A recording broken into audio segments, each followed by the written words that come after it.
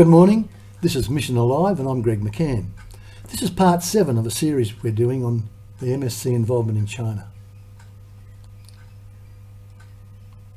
We talked about going to Shenzhen, which is in the middle of southwest China. We talked about the bandits. We talked about the Paris Missionary Society priests who were there prior to our arrival.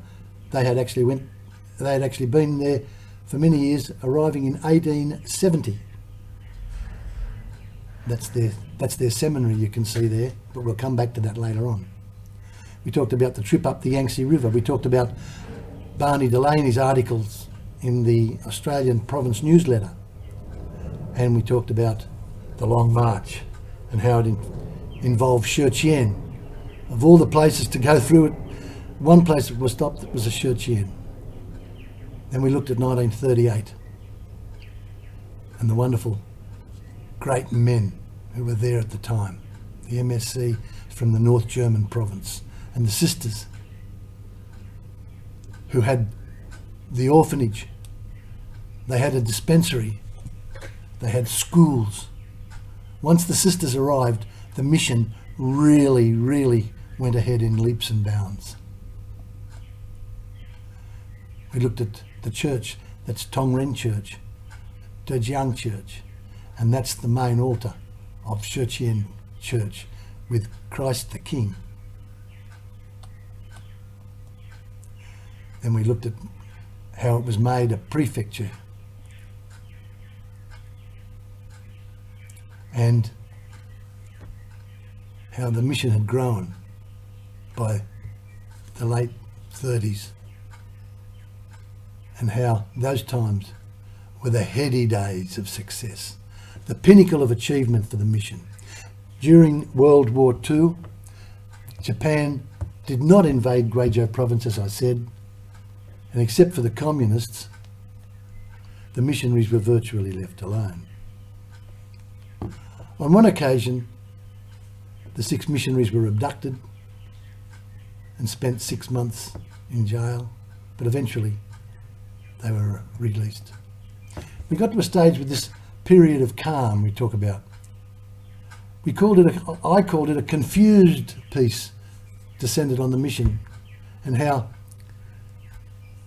Japan did not invade or did not come into Guizhou province, and how the roads and the railways were starting to become important parts of the infrastructure.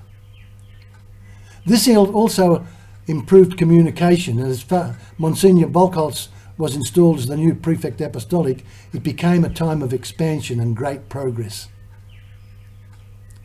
1938, 39, 40.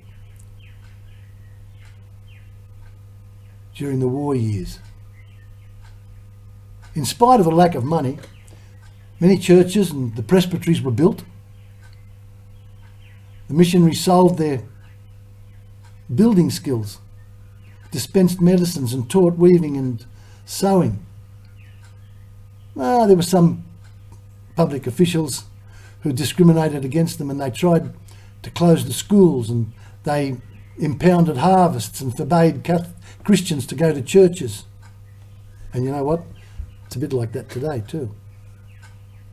But in general, those war and post-war years were time of great expansion of the mission. I just bring to your attention a couple of the photos. That bridge goes from one tunnel, the bridge, to another tunnel. And also there's a road actually you can see too. So you can either get off the road and go down here. It's awful. It's a terrible place to drive a car. But if you're talking about a place to drive a car, I've been on this road. At night in fog. And it's a terrible place to be, I can tell you. That's the road between Tongren and Shenzhen. I travelled that road many times. And I wouldn't wish it on anyone. Anyway, that's where we're at now. The mission's final years. So as I said, The post-war years were times of construction, and 6 new churches were built by the missionaries using mud bricks. The Germans were very good at making their mud bricks, and you can see by the fact that the church is even standing today how good their workmanship was. In 1947, Monsignor Buchholz opened many catechetical centres and schools, as well as a minor seminary. And there were 25 students from Shenzhen who were in the major seminary, the one that was run by the Parish Missionary Society in Guyana. 3 were ordained in 1948, but by this time the communists had inundated the whole area and occupied all the principal towns. They had defeated Chiang Kai-shek, who was now pushed into Taiwan, and the whole country now was under communist rule. In 1951, it was evident that things were going to get much worse in the future. The missionaries were forced to pay levies and taxes. They were reduced to sewing, weaving and dispensing medicine in order to survive. Some became sick and were evacuated. Monsignor Buchholz, 7 priests, 2 brothers were expelled in 1952. By that time, as I said, the Communist Party had complete control of China, and the People's Republic of China had been established in 1949. When the priests and brothers and sisters were gone, the church building Shenzhen was converted to a wheat storage area. You can see by the photo. It was a time when the Catholic Church in China had 3 alternatives. Join the Patriotic Association, which was established in 1957 by the government. Continue to function as an affiliated church with Rome and take the consequences,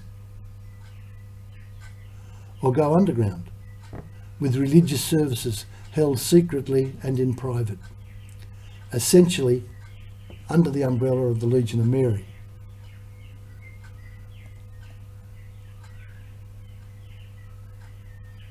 That's the beginning of this presentation. We begin next day with part 2 and how the mission continued.